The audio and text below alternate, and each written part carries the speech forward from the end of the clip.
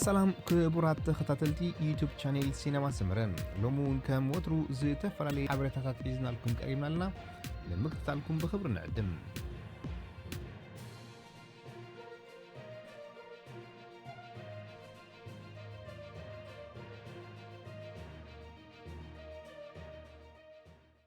سنة سرعة قبري جورج فلويد اب هيوستن تكساس سمالي سولس 9 سنة 2020 كم تفتصمه تفليتم ريسانايتي بأسكح كحي كونتات سقطل جورج فلويد كاب بيت كريستيان هوسن ناب هوسن ميموريال جاردنز ممرح اب غوني ولاليتو بسلام عريفم تبزي كاتسلي مخانو كالا ابرن جبنن زين برو كتنفس اي كالكون انابله تنفاسو كم زحلفتن زفلت كوينو قول حابتو نمواتي بروخ ويليامز زقطلت راي كونن تصل زتحوسو جبنوني كتبلن كلا ابوان قبري ناي جورجون تزاريباتو اليوم نساب مقصال اتحقي نتسلمتي زتسقطن ادلو زقبرن بمخانو اتسرعه حقي بلشون تقاياري بمخانون اماريرام نامريكا عبا هاجر كنغبر اينا كبلو يسمعيم ابيد قالو اتعبيت فتحي نولق اسباتن عليتنتن كيتوغده عبيت كم زيلك تقلصن كلا قندي مودادرتي ريبابليكانن دونالد ترامب زخونه نسلفي ديمقراط وكيلو ابتي اب حدار زكاير بريزيدنتاو مريچاز شاتف جو بايدن ابتي فيديو كونفرنس زمحلالفو ملختي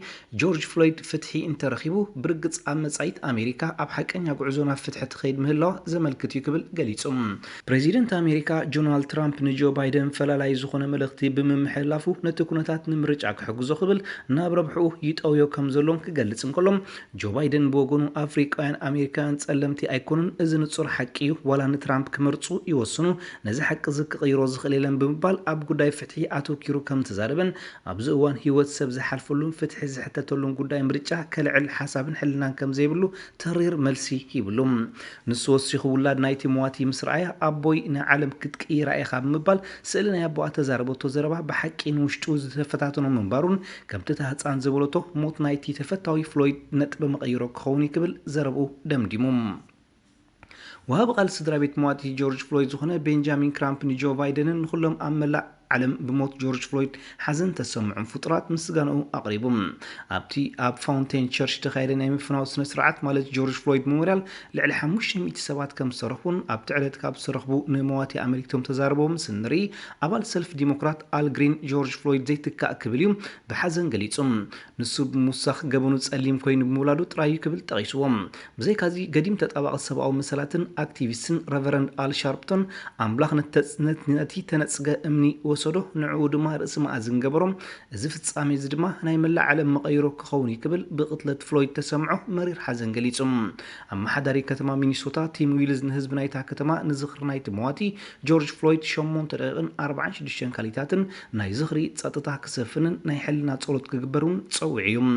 ተን ብብርኪ ናይ ቀታሊ ተረጊጹን መወዳእታ ዝጸንሓለን 8 ደቂቕን 46 ካሊታትን ዝኽሪ ንምባል ቤት ምሕሪ ምምሕዳር ከተማ ከም ዝወሰነ ተፈሊጦም ናይ ቅድም በዓልቲ ቤቱ ኣብቲ ስነ ስርዓት ቀብሪ ጃና አቦ ዘይብላ ተሪፋ ብምባል ብኽያት ዘረባ ክትቅጽል ኣይከኣለትን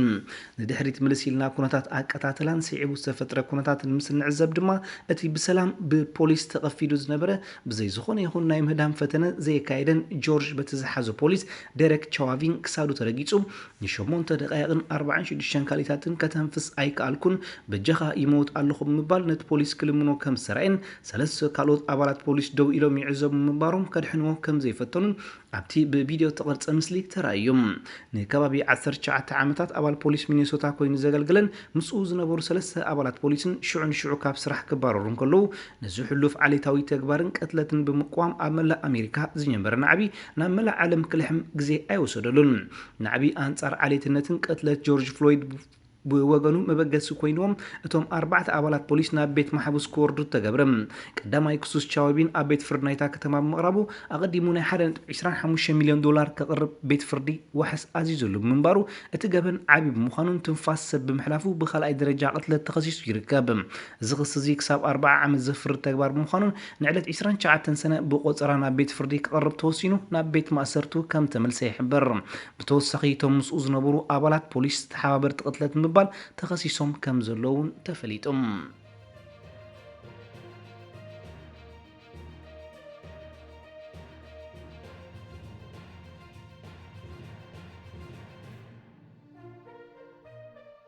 بريزيدنت تنزانيا جون ماغوفالي هاجرو عم طفح حمام كوفيد-19 كم ساعوتتن እቲ ሕማም ኣብ መላእቲ ሃገር ከም ዘየለን እዚ ውፅኢት ዝመፀ ድማ ዜጋታት ናይቲ ሃገር ኣብ ዘካይዶ ጾምን ጸሎትን ምዃኑ ምስማዕከና ዜና ናይቲ ሃገር ኣብ ዘካይዶ ቃለ መሕትት ሓቢሮም መርሐ ናይዚ ሃገር ምዃነ ኣብ ሓጎስ ይፈጥርለይ ቀዳምነት ንኣምላኽ ትሰርሕ ሃገር ክትልወካ ብሓቂ ዕድል እዩ ኣምላኽ ንታንዛንያ የፍቅራዊ ክብል እቲ ፕሬዝደንት ምግላጹ ጃምቢ ቲቪ ገሊጻም እቲ ፕሬዝደንት ወሲኹ ናይ ሰይጣን ስራሓት ኩሉ ግዜ ብሓይል ኣምላኽ ዝሰዓር ምዃኑን ሃገርና ብኣምላኽ ዝተፈቕረት ምዃና ድማ እዚ እከይ ሕማም ኮሮናውን ብሓይል ኣምላኽ ከም ዝተሰዓረን ኣብሪሁም ድሕሪ ቃለ መሕትት ናይቲ ፕሬዝደንት ታንዛንያውያን ኣብ ማሕበራዊ መራኸቢታት ትካላት ስርሐን ክጅምራን ቁጠባ ናይቲ ሃገር ክበራበርን ብመንጹር ድማ ሽቕለት ኣልቦነት ክጎድልን ብዙሓት ናይ ስራሕ ዕድላት ክረኽቡ ዘለዎም ተስፋ ገሊጾም እዚ ከምዚ ኢሉ እንከሎ ውድብ ጥዕና ዓለም ሓቀኛ ጸብጻብ ከተሕልፍ ዘይጸንሐት ታንዛንያ ብዙሓት በቲ ቫይረስ ዝተለኽፉ ክህልው ከም ዝኽእሉን ኣብቲ በቲ ፕሬዝደንት ዝቐረበ ነፃ ካብ ኮሮና ቫይረስ ዝኾነት ሃገር ክብል ዝጠቐሶ ስጋት ከም ዘለዎ እቲ ውድብ ጠቒሶም መሰረት ሓበሬታ ማእከል ምክልኻልን ምቁፅጻርን ኣፍሪቃ እቲ ሃገር ኣቐዲማ 509 በቲ ቫይረስ ዝተለኽፉን 21 ዝሞቱን ኣመዝጊባ ምንባራ ሓበሬታ ሂቡ ምንባሩ ይዝከር ብዘይካዚ ኤምባሲ ሕቡራት መንግስታት ኣሜሪካ ኣብ ታንዛንያ ሓደገኛን ተላብዓን ሕማም ኮሮና ቫይረስ ኣብ ርእሰ ከተማ ዳር ሰላም ካልኦትን ወደባትን ልዑል ጥንቃቐ ክግበር ኣተሓሳሲቡ ምንባሩ ተሓቢሮም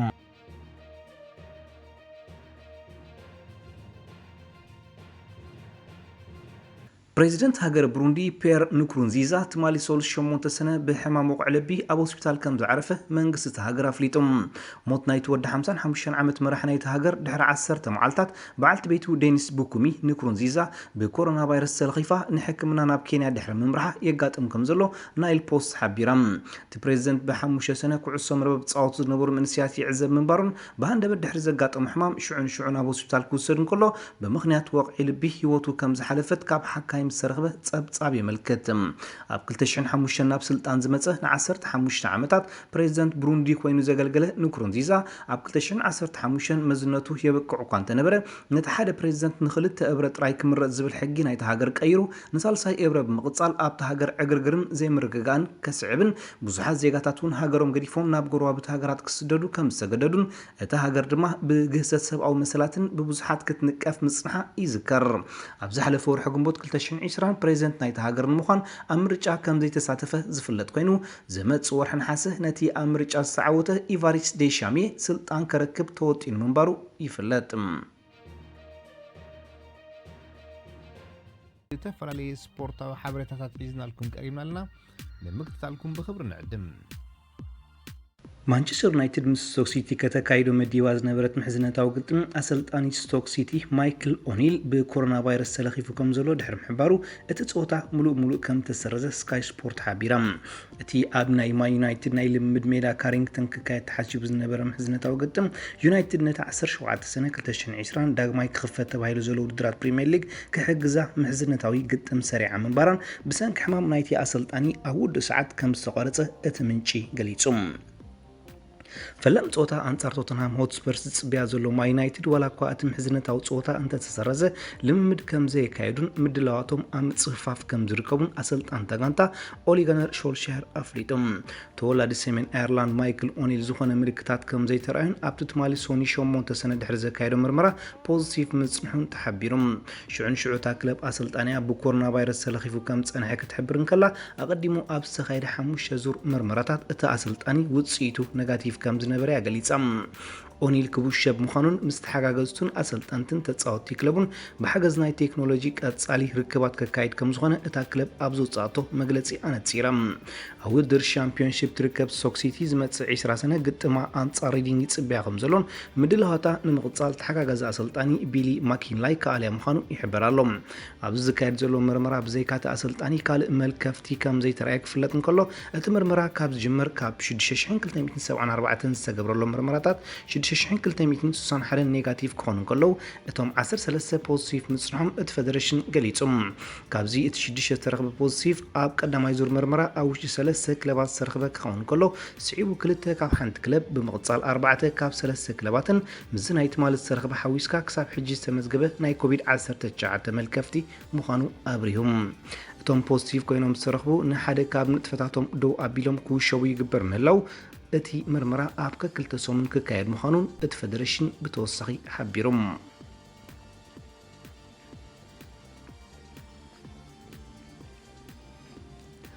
ብመሰረት ብሲአይኤስ ፉትቦል ኦብዘርቫቶሪ ዝተኻየደ መጽናዕቲ ኣብዚ እዋን ዝርዝር ዝኸበሩ 100 ተጻወቲ ክዝርጋሕ እንከሎ ኪልያን ምባፔ ዝኸበረ ዋጋ ዘለዎ ተጻዋታይ ዓለምና ክኸውን ከሎ ራሂም ስተርሊንግን ጃዶን ሳንቾን ካልኣይን ሳልሳይን ኮይኖም ተሰሪዖም ኣለዉ። ኣብቲ ኣብ 5 ዓበይቲ ሊጋት ኤውሮጳ ዘተኮረ መጽናዕቲ ካብ ፕሪምየር ሊግ፣ ላሊጋ፣ ቡንደስሊጋ፣ ሴሪአን፣ ሊግ ዋንን ፈረንሳ ኣብ ዝርከቡ ተጻወቲ ህሉ ዋግኦም ብዝርዝር ክቐርብ እንከሎ ናይቶም 100 ቀዳሞት ድማ ኣስማቶም በቲ መጽናዕቲ ዘካየደ ትካል ቀሪብሎም። ኣብ ታሪክ ኩዕሶ እግሪ ልዑል ብቕዓት ዘለዎም ሊዮነል ሜሲን ክርስቲያኖ ሮናልዶን ኣብዚ እዋን ዋግኦም ትሒቱ ከም ዝርከብን እቲ ዝተገብረ መጽናዕቲ ብምምልካት ንኣሽቱን መንእስያት ተጻወቲ ልዑል መጠነ ገንዘብ ተሸኒኖም ከም ዘለዎም ብተወሳኺ እንግሊዛውያን ተጻወቲ ዘመዝግበዎ ደረጃታት ኣገራሚ ምዃኑ መረብ ሓበሬታ ትሪቡን ሓቢራ። ምስ ቀዳሞት 3 እንግሊዛውያን ምስ ቀዳሞት 10 ድማ 5 ተጻወቲ ተሰሪዖም ከም ዘለዉ ክግለጽ እንከሎ ኣብ ውድድር ፕሪምየር ሊግ ዝርከቡ ተጻወቲ ምስ ቀዳሞት 10 6 ተጻወቲ ከም ዝተሰርዑ ውድድራት ፕሪምየር ሊግ ካብቶም ዝዓበየ 5 ሊጋት ኤውሮጳ ብሉጻትን ዝኸበሩ ተጻወትን ሒዙ ከም ዘሎን ገናውን በዓል ሳንቾ ክጽንበሮ ዝግመተሉ ዓብን ተፈታውን ሊግ ምዃኑ ኣብ ምስካር ይርከባሎም። ፈረንሳዊ ኪልያን ምባፔ 231.2 ሚልዮን ፓውንድ ዋጋ ከም ዘለዎን ንዑ ዝሰዓበ ስተርሊንግ ድማ 173.6 ሚልዮን ፓውንድ፣ ጃዶን ሳንቾ 159.7 ሚልዮን ፓውንድ ሳልሳይ ክኾኑ እንከሎም ተኸላኻላይ ሊቨርፑል 152.6 ሚልዮን ፓውንድ፣ ራሽፎርድ 135.8 ሚልዮን ፓውንድ፣ መሐመድ ሳላሕ 129.2 ሚልዮን ፓውንድ፣ ሳዲዮ ማነ ብ124.1 ሚልዮን ፓውንድ፣ አንቶዋን ግሪዝማን ብ121.6 ሚልዮን ፓውንድ፣ አልፎንሶ ዴቪስ ብ119 ሚልዮን ፓውንድ፣ ሃሪ ኬን ብ105.8 ሚልዮን ፓውንድ ተሸኒኖም ካብ 4ይ ክሳብ 10ይ ደረጃ ዝሓዙ ተጻወቲ እዮም።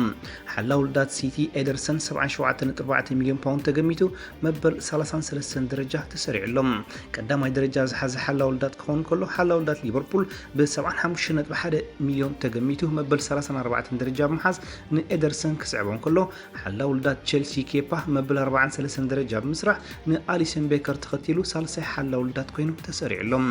ሊቨርፑላውያን መሐመድ ሳላሕ፣ ሳዲዮ ማነን ከምኡውን አሽራፍ ቀዳሞት 3 አፍሪካውያን ክኾኑ ከለው መበል 9 ተሰርዐ ተጻዋታይ ባየር ሙኒክ አልፎንሶ ዴቪስ እቲ እንኮነ ሃገሩ ካናዳ ዘጸውዐ ተጻዋታይ ኮይኑ ተመዝጊብሎም። ካልእ ኣገራም ነገር እንተተራዩ መንእሰይ ተጻዋታይ ክለብ ቸልሲ ማሶን ማውንት ምስ ቀዳሞት 20 ብምስርዑን ንከም በዓል ሜሲ፣ ሮናልዶ፣ ኔይማርን ካልኦት ብሉጻት ቀዲሙ ብምስርዑ መዛረቢ ማዕከናት ዜና ዓለም ኮይኑሎም። ማሶን ኣብ 41 ጸወታታት 5 ሸቶታትን 6 ቀረብ ሸቶን ብምዝጋቢው ኣብታ ክለብ ሽሙ ከዕብን ተካይ ፍራንክ ላምፓርድ ክኸውን ትጽቢት ዝተገብረሉ ተጻዋታይ እዩ። እቲ ተጻዋታይ ብ91.4 ሚልዮን ፓውንድ ተገሚቱ ንብዙሓት ልዑል ግምት ዝተዋህቦን በሊጹ መበል 19 ደረጃ ክስራዕ እንከሎ ዝመጽእ ዓመት ኮንትራቱ ምስ ባርሴሎና ዘብቅዕ ሊዮነል ሜሲ 89.3 ሚልዮን ፓውንድ ተገሚቱ መበል 22 ደረጃ ሒዙሎም። ካብዚ ፍልይ ዝበለ እቲ ዝኸበረ ተጻዋታይ ዓለምና ምዃን ካብ ባርሳ ናብ ፒኤስ ተጸንበረ ብራዚላዊ ኔይማር ድማ ብ73.7 ሚልዮን ፓውንድ ተገሚቱ መበል 37 ደረጃ ተሰሪዕሎም። ኣብ ታሪክ ኩዕሶ እግሪ ናይ ፈለማ ቢልዮነር ክርስቲያኖ ሮናልዶ 56 ሚልዮን ፓውንድ ተገሚቱ መበል 61 ደረጃ ብምስርዑ ካልእ ኣገራም ነገር ኮይኑ ዝተመዝገበ ክኸውን ከሎ እንግሊዛዊት ክለብ ኣርሰናል ምስዞም 100 ተጻወቲ ተሰርዑ ተጻዋታይ ዘይብላ ብምዃና ደገፍታ ዘሰንበደን ዘቕሓረን ዘተሓሳስበን ኮይኑሎም። ኣብዚ እዋን ድሕሪ ፓንደሚ ኮቪድ-19 ንዑ ስዒቡ ዝሰረየ ቁጠባዊ ቅልውላውን ዋጋ ተጻወቲ ክጸልዎ ምኻሉ እቲ ነዚ መጽናዕቲ ዘካየደ ትካል ክሕብር እንከሎ ገለ ተጻወቲ ካብቲ ትጽቢት ዝተግበረሎም ላዕሊ ክግመቱ ብምኻሎም ኣፍቀርቲ ስፖርት ቅሬቶኦም ብመንገዲ ማሕበራዊ ሚድያ ክገልጹ ድሮ ጀሚሮም ከም ዘለው ተፈሊጦም።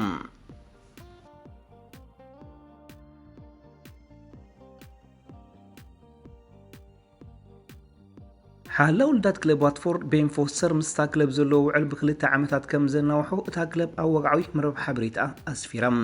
እቲ ወዲ 37 ዓመት ሓላው ውልዳት ኣብ 2 እብረ ምስታ ክለብ ተጻወቶ ኣብ 150 ግጥማት ከም ተሰለፈ ዝፍለጥ ኮይኑ ኣብ ፈለማ ኣብ 2005 ብልቓሕ ካማ ዩናይትድ ናብ ዋትፎርድ ተሰጋጊሩ 2 ዓመታት ኣብ ሜዳ ቢካሬጅ ሮድ ንጽንሑን ይዝከር።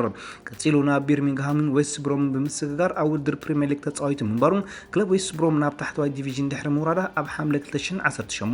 ናብ ዋትፎርድ ብቀዋምነት ምምላሱ ታሪክ ናይ ተጻዋታይ ይሕብር። ኣብ 8 ግጥማት ማልያ ሃገራዊት ጋንታ እንግሊዝ ክመልስ ዝበቕዐ ፎስተር ኣብዚ ዓመት ስፖርት ክለብ ዋትፎርድ መበል 17 ደረጃ ሒዛ ናብ ድሕሪት ንኸይትምለስ ትቃለስ ከም ዘላ ዝፍለጥ ኮይኑ ብውልቁ ብሉጽ ብቕዓት ከም ዘንጸባርቕን ኣብ 9 ግጥማት ሸቶ ከይተመዝገቦ ምውጽኡን ይፍለጥ። بريمير ليج جمر حد سومن طراي تريفو كم زلون كلب واتفورد فلام قطما 10 سنه 2020 ام ميدا انصار ليستر سيتي كتقطم مخانه تفليتم ውድድራት ላሊጋ እስጳኛ ጽባሕ 5-11 ሰነ 2020 ዳግማይ ክጅመር እዩ። አርሙሻን ክለባት ባርሳን ማድሪድን ብውሕድ ነጥቢ ተፈላለዩን ዝተረፈ ጾወተን ከ30 ተረይና ኣለዋ። እዚ ናይ ሎም ዓመት ውድድር ላሊጋ ፍሉይን ተወዳዳርነትን ዘለዎ ክኾን ከም ዝኽእል ናይ ቅድም ተጻዋታይ ክለብ ሪያል ማድሪድ ጆርጅ ቫልዳኖ ገምጋመ ሂቦም ንሱ ወሲኹ ኣብዚ ሕጂ ዋን ክልቴን ክለባት ኣብ ጽር ዝብዓት ከም ዘለዋን ምምላስ ናይ ወሰን ተጻወተን ነቲ ናይ ውድድር መንፈስ መሊሱ ከም ዘዕብዮ ቫልዳኖ ገሊጹም ባርሴሎና ምምላስ ሊዮኔል ሜሲን እቲ ኣብ ወርሒ ጥር ብዘጋጠመ መስበርቲ ኦፕሬሽን ድሕሪ ምግባር ኣብ ዘይተሓስበ እዋን ዝተመልሰ ስዋረዝን መስመር መጥቃዕትን መንፈስ ዓወትን ናይ ጋንታ ክበርኾ ትጽቢት ባርሴሎናውያን ክኸውን ከሎ ብተመሳሳሊ ክለብ ሪያል ማድሪድ ከዋኽብቲ ተጻወታ ምምላሶም ጽቡቕ ዜና ክኾነላን ከሎ ንኣሰልጣኒ ዚዳን ሩፍታ ዝሃበን ንፈለማ እዋን ብሰለስተ ኣጥቃዕቲ ክትጻወት ከም ዝኽእሉን ተገሚቶም ዝሓለፈ ወቕቲ ካብ ቸልሲ ዘፈርሞ ኤዲን ሃዛርድን ማርኮስ አሰንሲዮን ሙሉእ ሓዊዮም ናብ ልምምድ ምላሶምን ንሰለስዮም ኣብ ቅድሚት ብምግባር ናይ 4-3-3 ቅዲ ክጥቀም ከም ዝኾኑን ኣነፂሩሎም ምስባር ናይዞም ክልተ ተጻወቲ መስመር መጥቃዕቲ ማድሪድ ኣብ እንግዳዓ ካሪም ቤንዘማ ወዲቑ ምርሑ ዝዝከር ኮይኑ እቲ ኣጥቃዒ ኣብ ውድድር ላሊጋ 14 ሸቶታት ምዝጋብ ካብኡ ዝድለ ኣበርኪት እዩ ማድሪድ ምስ ሳልሳይ ተኸታታሊ ዓወት ላሊጋ ንምዝጋብ ትቃለስ ዘላ ባርሳ ናይ ክልተ ነጥቢ ፍልልይ ክህልወን ከሎ ውድድራት ላሊጋ ክዛዘም ነፍስ ወከፈን 11 ጾታታት ተሪፍዎን ከም ዘሎን ክሳብ መወዳእታ ክጣማጠማ ምዃንን ብዙሓት ንውድድር ላሊጋ ብሃንቆታ ይጽበይዎ ኣለዉ ድሕሪ መጋቢት 10 ብምኽንያት ፓንደሚክ ኮሮና ቫይረስ 19 ደው ዝበለ ውድድራት ላሊጋ ነተን ክለባት ክደላደላን ክሕደሳን ወሰንቲ ተጻወተን ንኽሓዊን ዝሓገዘ ክኸውን ከሎ እቲ ብደገፍቲ ዝዕለቕልቕ ዝነበረ ሜዳታት ካምፕኖን በርናቡን ግን ብዘይ ደገፍቲ ንዝካየድ ጾታታት ክእንገድ እዩ አሰልጣኒ ባርሳ ኩከ ሴቴን ካብ ደገፍቲ ዝረኽብዎ ዝነበሩ ደገፍ ዓብ ጽልዋ ዝነበሮን ሓጋዝን ከም ዝኾነን ክናፍቆ ምዃኑን ኣይሓቡን ፍልይ ብዝበለ ሪያል ማድሪድ ብምኽንያት ምትዕርራይ ሜዳ በርናቡ ዝሰረፈ ጸወታታት ኣብቲ ልምምድ ተካይደሉን 6,000 ሰባት ዝሕዝ ስታድዮም አልፍሬዶ ዲ ስቴፋኖ ግጥማታ ከተሰላስል ከም እትኽእል ይግመት